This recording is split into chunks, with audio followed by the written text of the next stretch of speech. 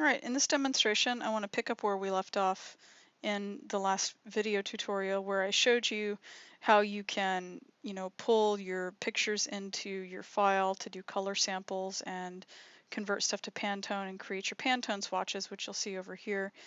And we talked about tints versus shades and so on. All right, so the thing that I want to discuss now is how you can use these color assignments to actually color your artwork over here. And if you want to look at, you know, let's just sort of blow this or zoom this out. So the first one, if you remember, if you look over to the way that we had our layers set up, you can see that in the second artboard, so artboard 2, if we unlock it, that's where we had put some of our artwork. I didn't put anything over in the artboard 3 yet, which if you remember is over here. That's where you're going to put your pattern stuff that you made. And but yeah, so on the top are the marks, on the bottom are the emblems. You can arrange them some other way, but it just needs to be arranged in a way on the page that makes sense visually and that gives us enough room to see what's going on. So you're going to assign the cool color. I'm trying to be consistent, and if you look at, let's see, if I select that, you'll see that it selects it as the cool mark, and so that's going to be the cool 2 color, and you can do 2 color with tints or just straight 2 color, but if you want to be able to use the tints, you can. And down here is going to be the emblem with the 2 color with tints option. And then the ones that are on the left, you'll see if I select that, you see that that's the warm mark. And this one is the warm emblem mark. Okay, so to do this, let's first of all, let's blow this up. And we're going to take a look here at turning this into a live paint object. And so everybody's going to be a little bit different in terms of how their objects are set up. If you were really clean about the way that you cleaned up your lines and stuff, and if you use Pathfinder and so on, then you're probably going to have a little bit of an easier time with live paint.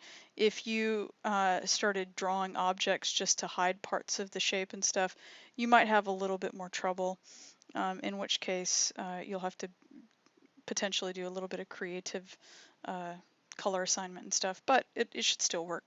So if we select this, let me blow it up even more.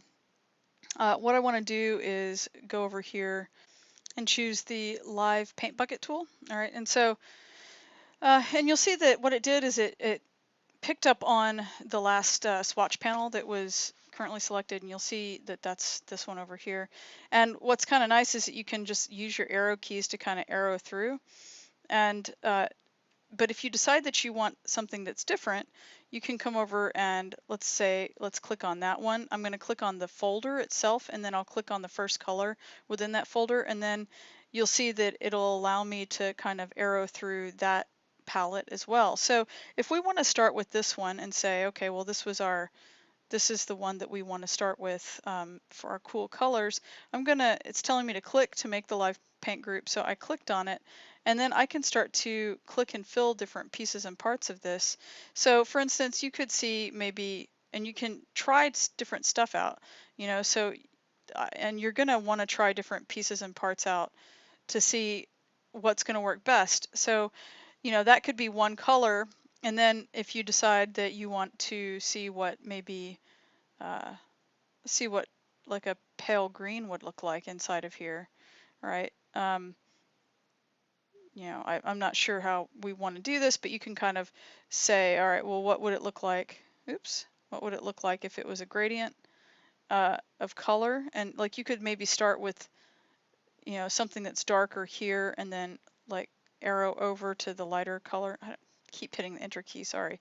And then you see that it sort of slightly gets lighter. That might not be significant enough. Let's try this. And over here, maybe we can go to the lightest color. And, I'm not sure that I like that, but you get to start exploring with some of this so that you can see whether or not you like different combinations. and you might not even decide that you want any of this filled, right? So it really just depends. You might also say, well, let's see what it looks like just keeping it in the blue family. I'm not sure that I care for that.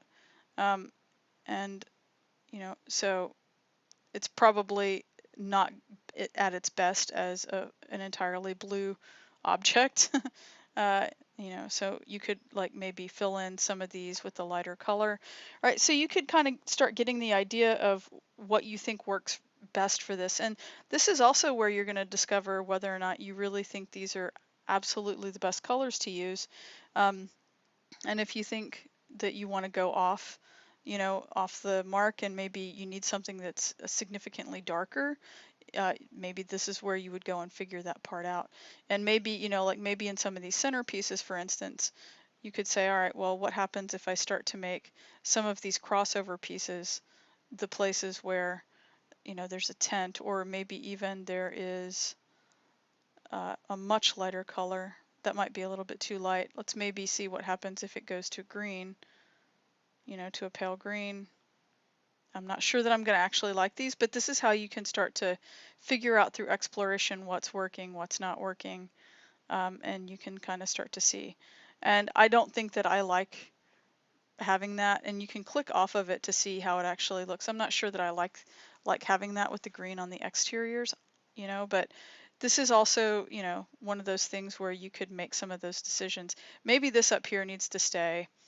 Uh, Maybe that would need to stay in the family, the same family, like maybe that needs to stay there, and just these pieces could be like the green part. You could also try to figure out, you know, like does the centerpiece make sense at all? If it No, and it doesn't.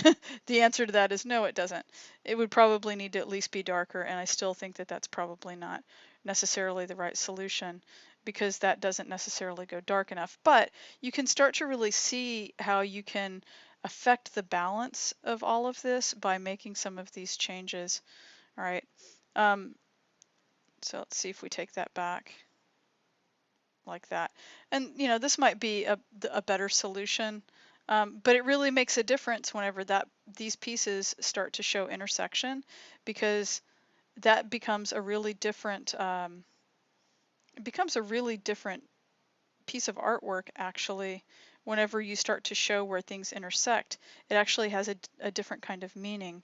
And so you could use something that becomes like a monochrome image. And actually, I think that might actually be sort of interesting to take a look at as an option. And if you do that, of course, you need to think about how your warm one would look.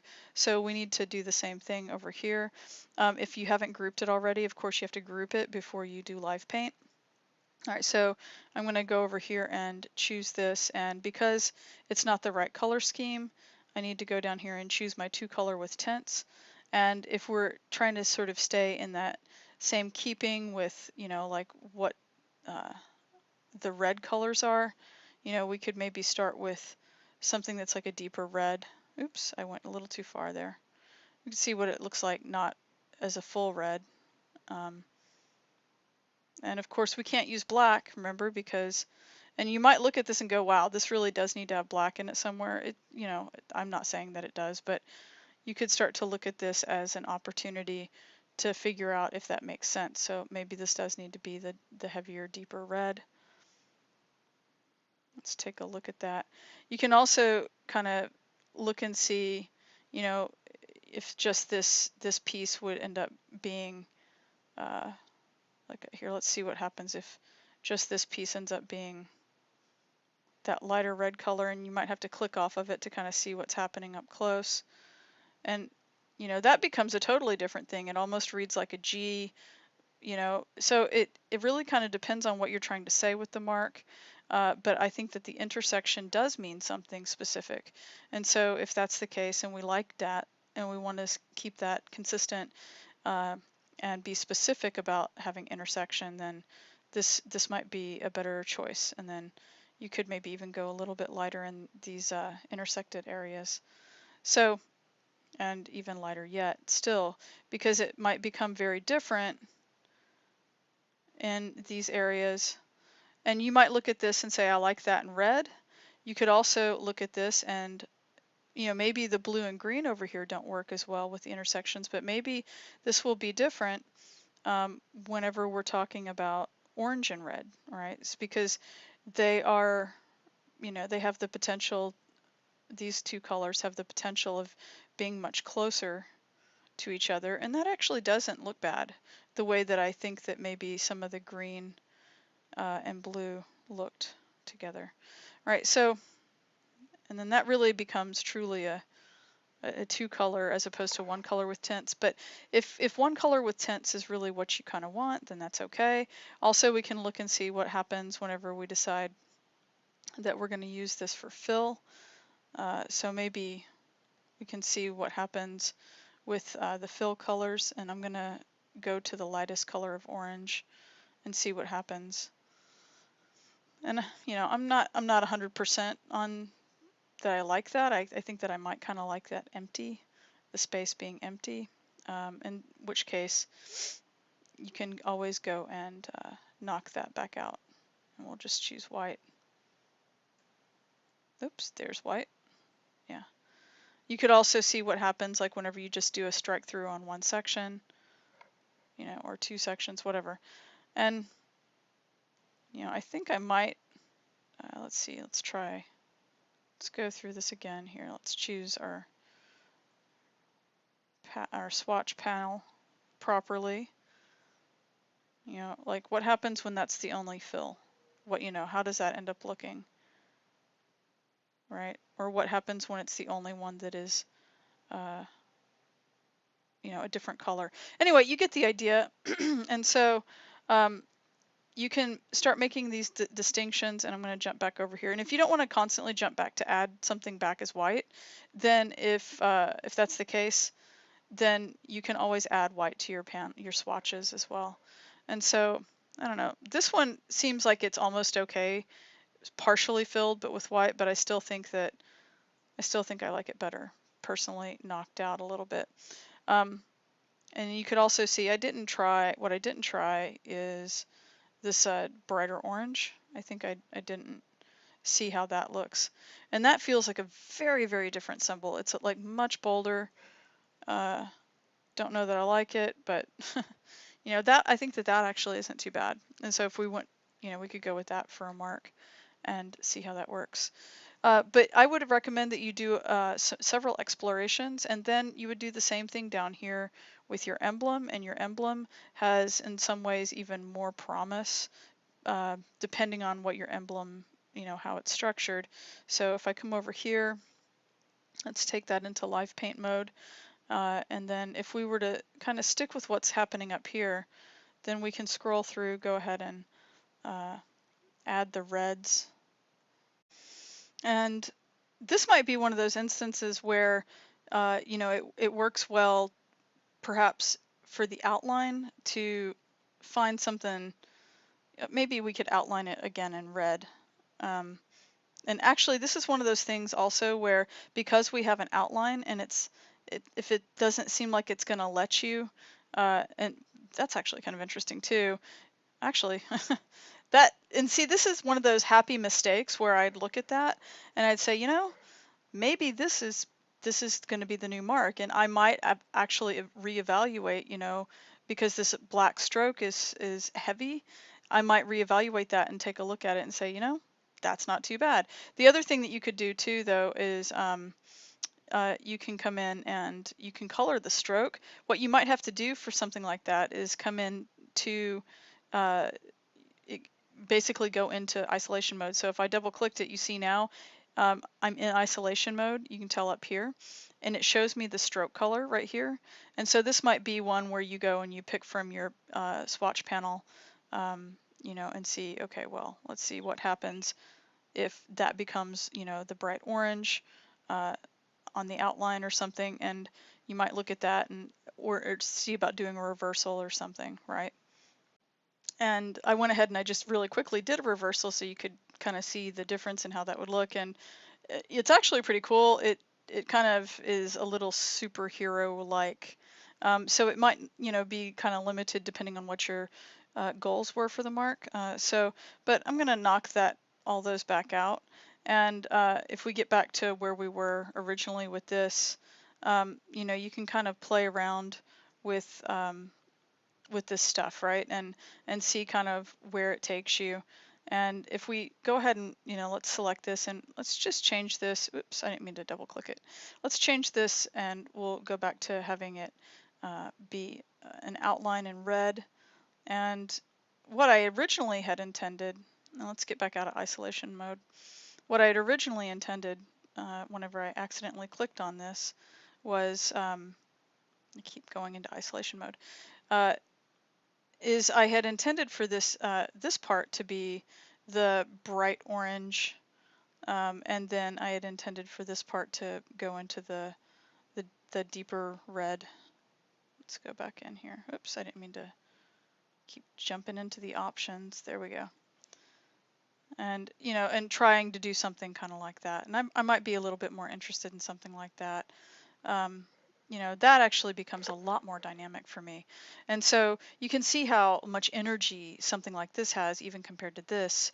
And, you know, you just have to kind of decide what it is that you're looking for, and you can explore all these different things. And so we can do another quick example using live paint on this one.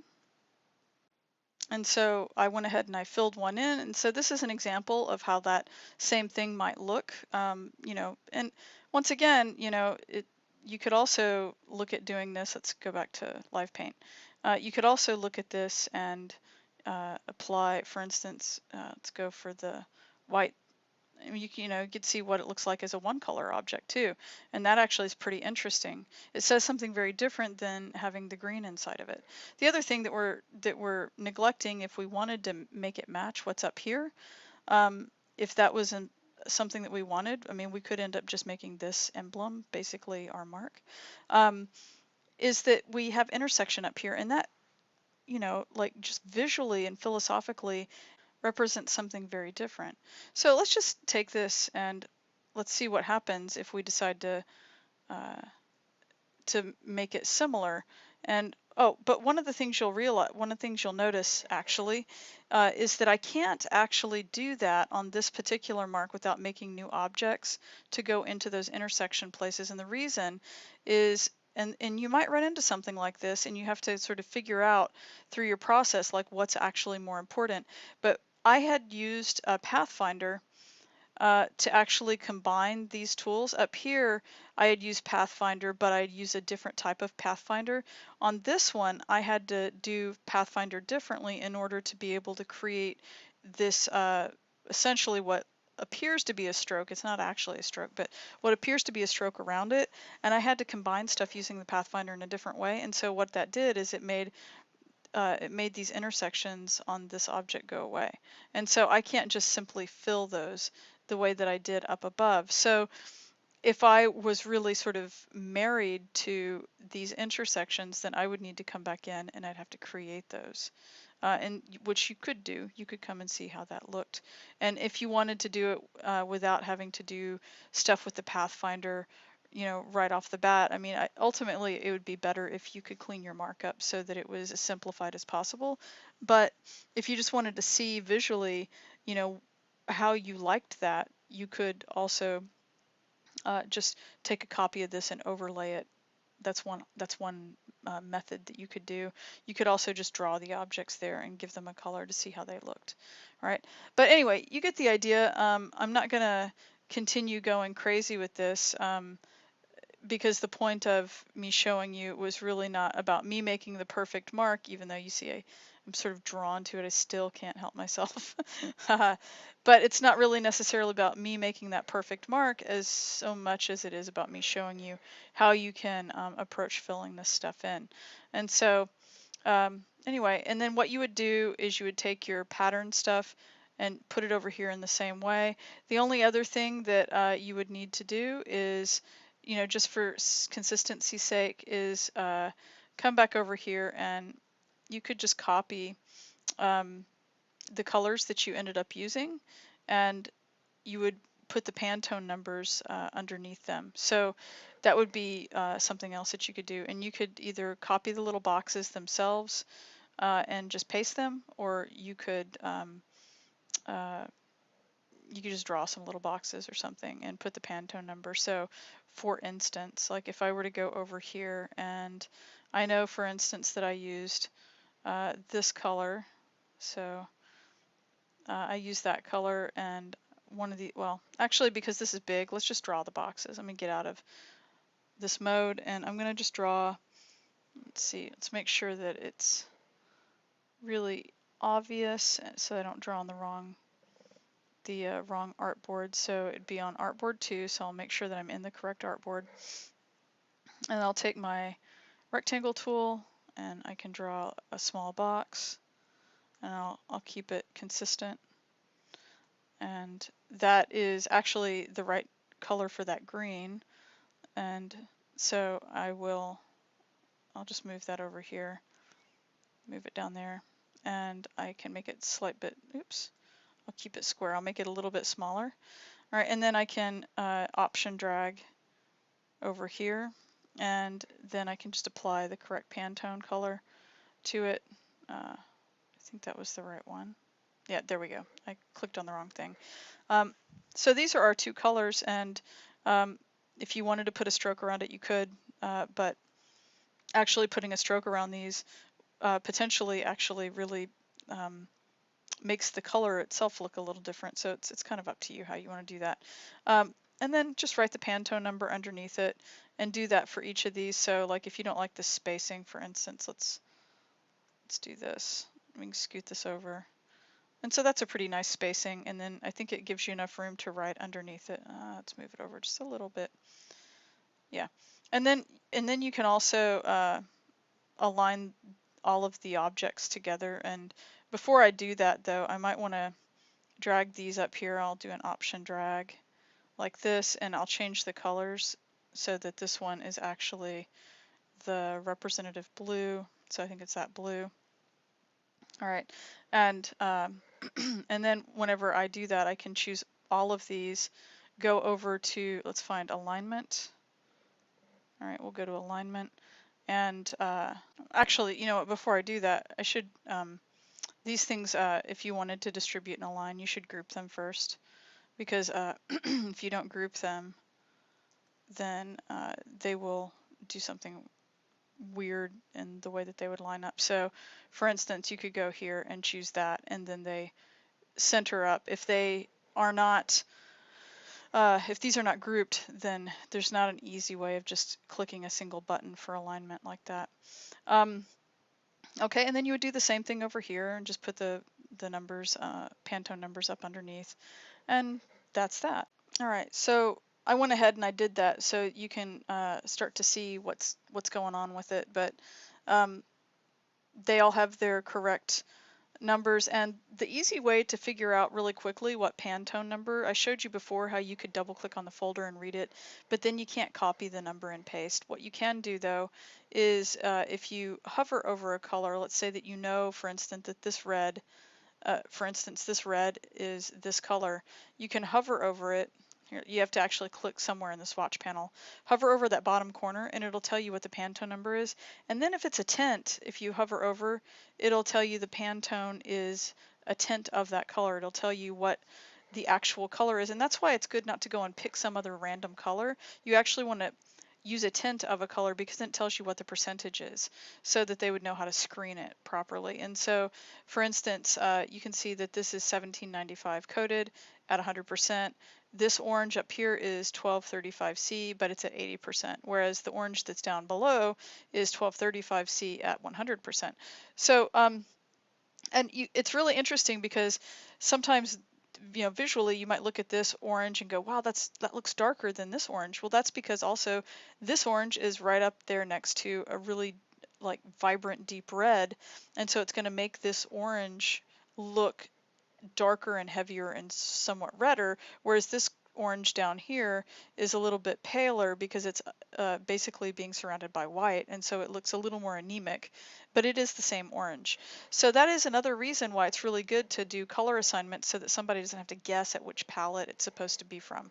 Okay, anyway, I could keep on and on and on, but this gives you an idea how to get started.